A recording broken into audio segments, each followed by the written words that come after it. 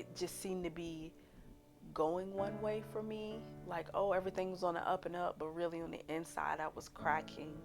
I was breaking at the seams. I was allowing things under my standards, under my worth to enter into my life because I was so desperate to be validated by someone.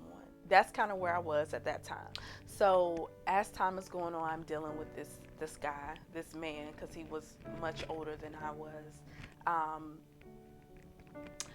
I we weren't committed to each other. So in the midst of that person, I still was dealing with other people. Okay, I'm just gonna say it like that. As far as talking to them, I even, just a few situationships at the time. So I was really, y'all, at a time where I was really, really spiraling.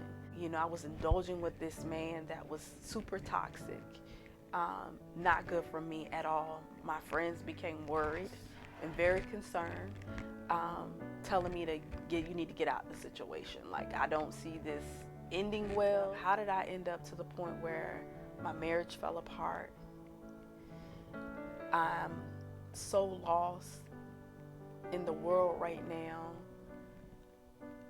where I am in a situation that nobody would ever think that I would ever encounter.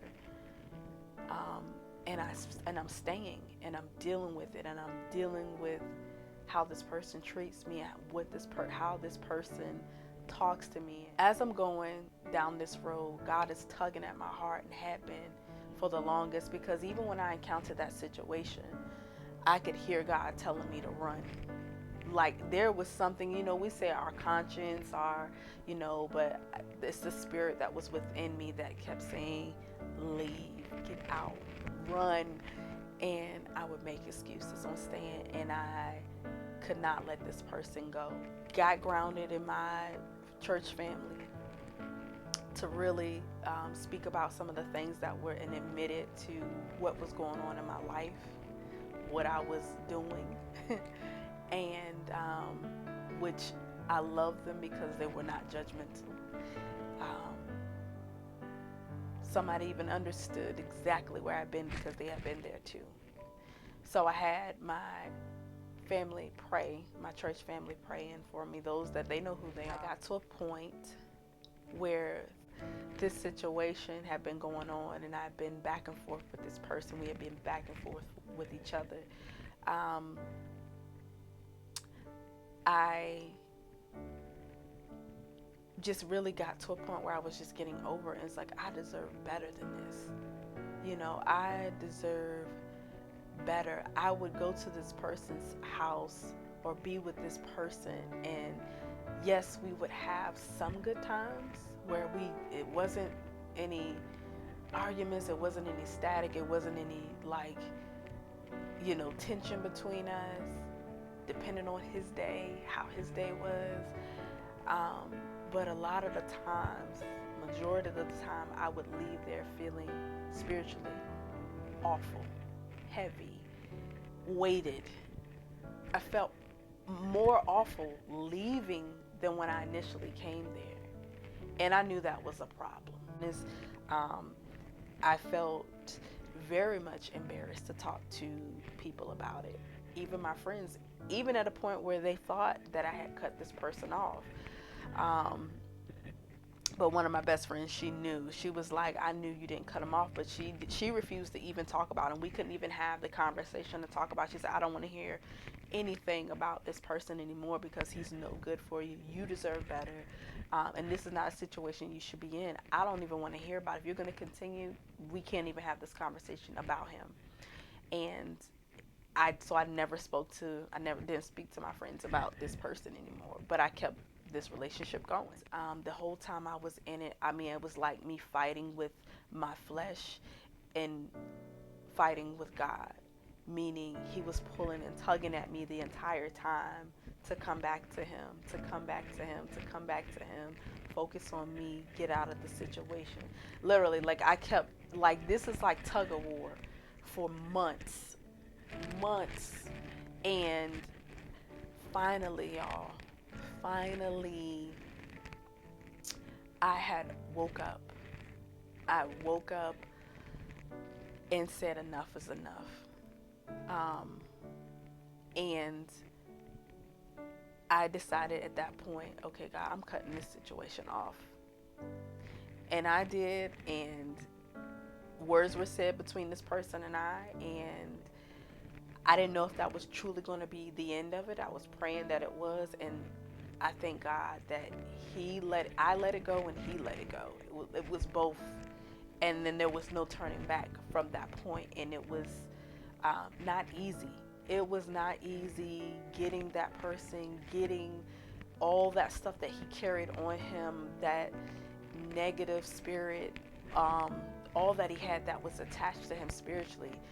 It was not easy for me to detach myself from that situation. And I still deal with some residue from that situation. I had to really go through a healing process. Um, Look within myself, pray about it, number one. And when I prayed about it and spent time with God, He literally was pulling up those things in me to say, you are not ready to see anybody. You are not ready. You keep putting yourself in situations. You're entertaining other people and having conversation with other men that you know you're not even ready at any amount to entertain them or to be in a relationship. All you're going to do, everything that you're doing and how you're just spiraling down, is literally going to be the death of you. That's literally what I heard. Like it's literally going to be the death of you if you keep going this way. And man, I just felt like I was going crazy at one point, like what is wrong with me? So now I've made the situation worse because now not only I still haven't dealt with the first issue, y'all, which was my separation and divorce. I was still going through the process of being separate. I wasn't divorced. So I was still dealing with that. Like I had not dealt with that situation. So now I haven't dealt with that situation nor healed. Now I entered this situation that I was in and I had to heal from that. So it was like double whammy with me thinking I know what's best for me being assured that, I know what's best for me. I just need to move on. I need to date somebody else. I just need to move on. Because we have that fear of, I don't want to be by myself. You feel invalid without a person, pretty much they're validating your worth. That's what it was. I needed someone to validate my worth. That's what I thought. And when I sat back and realized how ridiculous I sounded, how much healing, how much hurt, how much pain that I was truly in, and that I wasn't going to be any good to any man, to any person. Not only that, I was no good to my children, not the way that I should have been. I was no good to my friends, my family. I wasn't good to anybody because I was in a state where I was so broken, but I was so willing to do anything that would just numb the feelings of any way that I didn't have to deal with the realization of what was going on in my life. Once I realized that, and God made that very evident and very clear for me, that I just need to go back to my roots. I need to wipe the slate clean. He is my foundation. And let Him build me back up. So the year for restoration in biblical terms is restoring what was lost, restoring back and receiving back more for that thing that's been restored. Is better than the original state that it was in. And my pastor kept saying for the year 2021, for the new year or whatnot, he kept saying, this is the year of restoration. This is the year of restoration. So, of course, in my head, I'm thinking, okay, is God going to restore my marriage? Is that what is He going to restore the relationship? Is He going to, I'm thinking, my mind is going there immediately. But as I realized and I sat back and I've like God has really like taken off the blinders for me, and everything, like all the dust has settled, and for me to actually sit back and review everything that has happened over the year of 2021. It wasn't necessarily, it wasn't that, didn't come in that form of my marriage being restored, but of God restoring me back to him, in a way that I have never been restored. So it's better than the original state that it was. My faith, um, my strength, because when I was going through all of that, I realized he was always in my corner helping me get through it.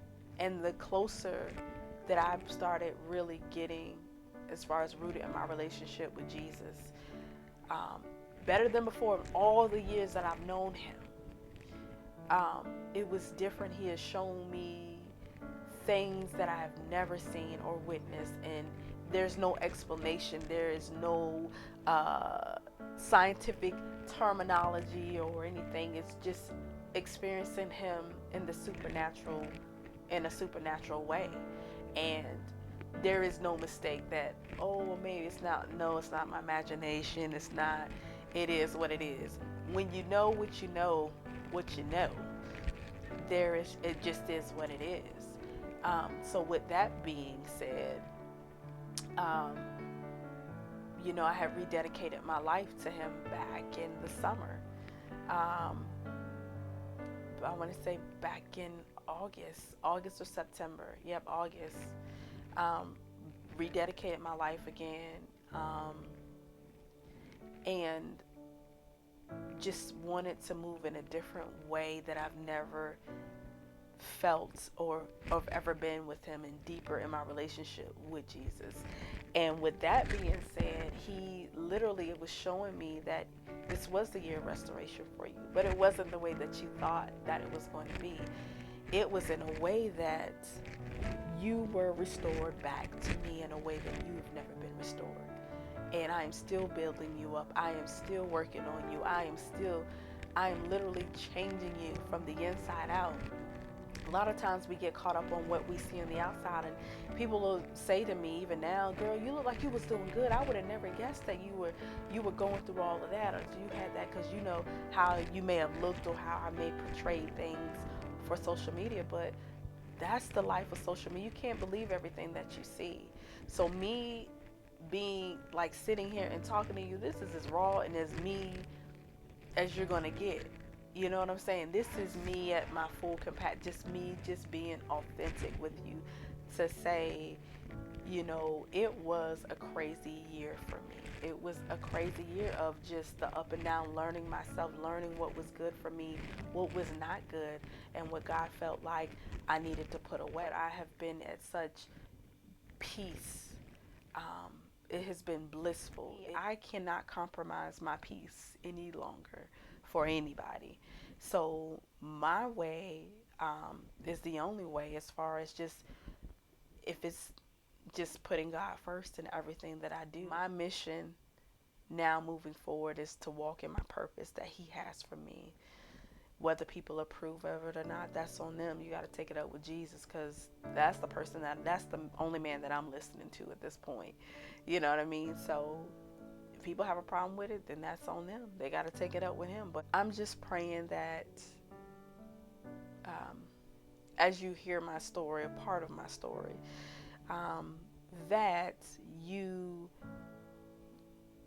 that it blesses and touches you in a mighty way. But for those that proclaim and say that you are a Christian, you do believe in Christ, this thing is not a game with him. And it's time for us to really shine and be the lights that he has destined us to be, period. But the thing is, we cannot proclaim to be Christ-like. And I did this for the longest time. Like I said, I've been in the church all my life. I come from a praying family, and a family rooted in the Lord. But I also played my part as being that hypocrite and that person that caused others to stumble, because I was proclaiming one thing but walking another way. And you cause many other people to stumble when you do that.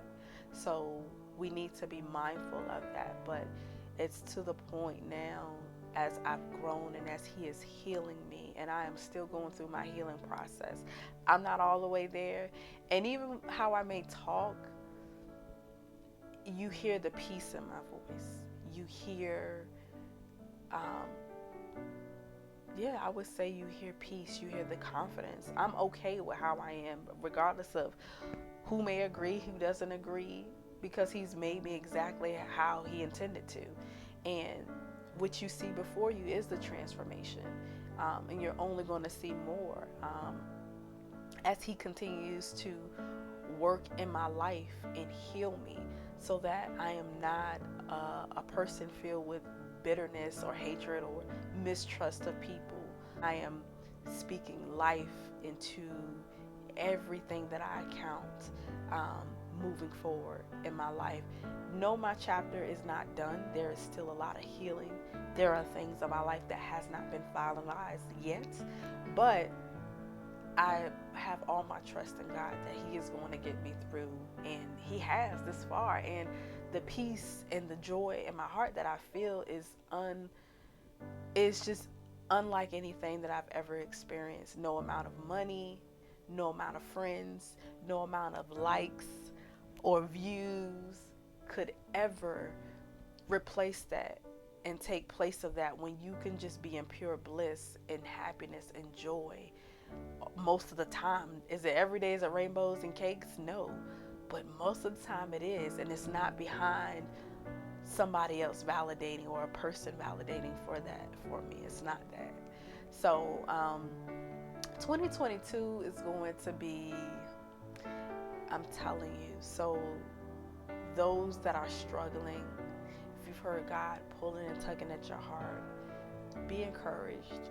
Be encouraged. There's nothing that you could do that's ever, that's ever too bad, or that God will look down on you and say, oh, that was just too awful for that person to be redeemed. There's nothing you could ever do that would make Him not love you. He already loves you, whether you believe in Him or not. So it kind of is what it is.